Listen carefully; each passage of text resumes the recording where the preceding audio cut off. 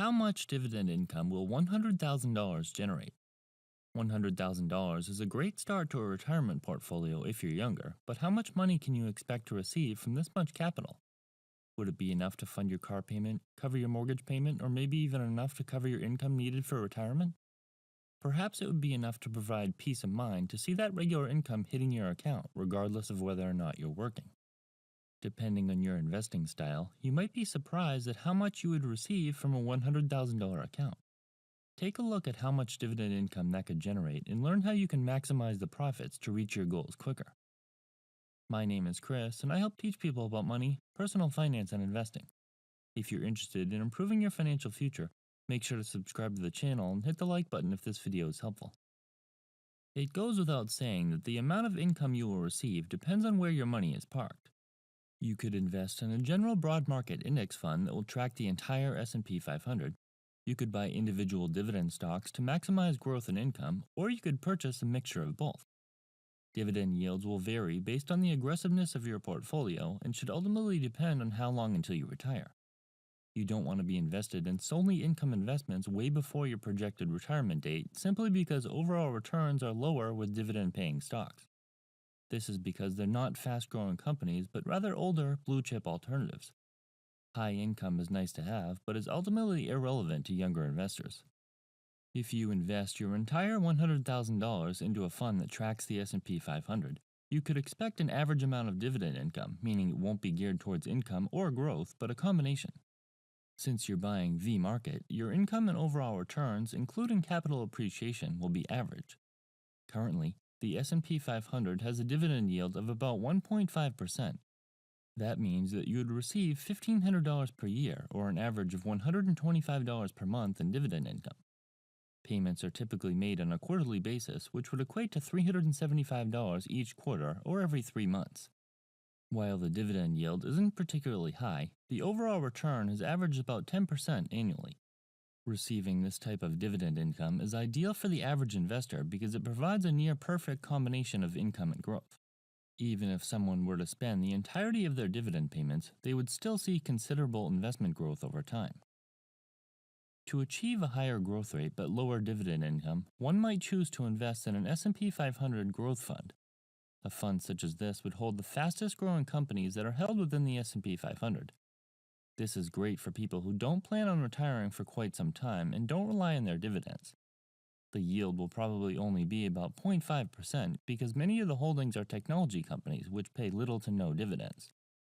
With a $100,000 investment, that's only $500 per year, $41 per month, or $125 per quarter in dividend income. Although that's quite insignificant, the capital appreciation will be higher than average since the companies are fast-growing businesses like Apple, Microsoft, Tesla, Nvidia, and Google. These companies have very small dividends, if any, because they prefer to grow the business instead of distributing income to shareholders. Since the dividend income is only 1/3 of the S&P 500, you'd need 3 times the capital invested to receive the same amount of income. But since the growth is high, you could reach that number much more quickly. If higher dividend income is something you'd like to achieve and don't mind a lower overall rate of return, you might consider buying a fund that's designed to specifically provide higher than average dividend income. A good example of this type of fund is SPDR's S&P 500 High Dividend ETF. It owns companies that have the highest dividend yields that are included in the S&P 500. These funds almost always experience slow capital appreciation because the companies held are focused on generating consistent profits and income for shareholders instead of trying to scale. Keep in mind that even when considering the dividend payments, returns will likely be lower than a higher growth alternative. That's why this type of investment is usually only recommended for those who need retirement income immediately and don't have time to watch investments grow over time before taking income. Some investors choose to purchase single dividend stocks that meet their criteria. Everyone has their own preferences in terms of characteristics of a stock, but dividend investors usually seek those with a history of dividend growth. They also want future dividend growth in addition to a company with growing earnings and profit to ensure their share price will rise as well. A dividend stock that yields 10% but loses 20% of its share price every year is a bad investment, but many novice investors are lured in by an extremely high yield. Individual stocks are the riskiest option, but they also allow for the most upside. Since share prices move independently, it's easy to spot a particular stock that's on sale for various reasons. On the other hand, some stocks are equally overpriced. It's hard to get a deal when purchasing funds because all the stocks are priced together. The ability to purchase an individual stock on sale is what's most attractive to investors. Think of it like buying a fixer-upper that's priced way below market value with massive upside. It's easy to grab that rundown home on sale while the immaculate property on the other side of town is priced at a premium. One example of a single dividend stock is Iron Mountain. Their business is storing, protecting, and managing information and assets. It's one of the highest yielding stocks in the S&P 500 due to the fact that it's a REIT, which is typically the type of stock with the highest yield. It pays a 7% dividend, which means you receive $7,000 per year or about $580 per month in dividend income. That's a pretty sizable amount, and hopefully the share price will continue to rise, earning its investors good capital appreciation as well. Its earnings don't grow that much compared to its peers, but the dividend income is why most would own it. While it's not recommended you pile all of your portfolio in one single holding, Iron Mountain is a good example of what you could potentially purchase and receive a nice amount of income for doing absolutely no work. In addition, if you have a portfolio consisting of maybe 10 quality stocks, the chances of one of them being on sale at any given time is high, so you can always get a great deal.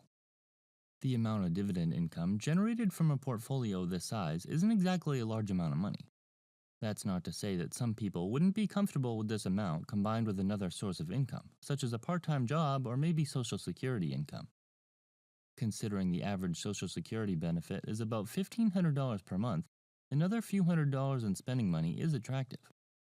Perhaps a couple with a paid-off home and low expenses could live happily on Social Security in addition to some dividend income.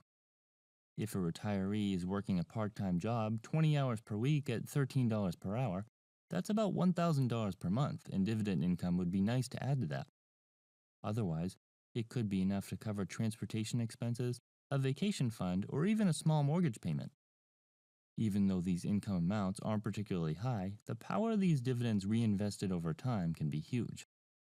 Dividend investing has increased interest from younger investors, but they need to keep their goals in mind in order to determine the best strategy that will provide them with the most money when they decide to use it. Should you invest in income investments, something that will track the overall market, or growth investments that tend to outperform the market? A broad market fund like the S&P 500 might be the best of both worlds. Consider the amount of dividend income you might expect to receive from these different types of investments. Then you'll have an idea of the investment strategy to implement and the amount of money needed to reach those income goals.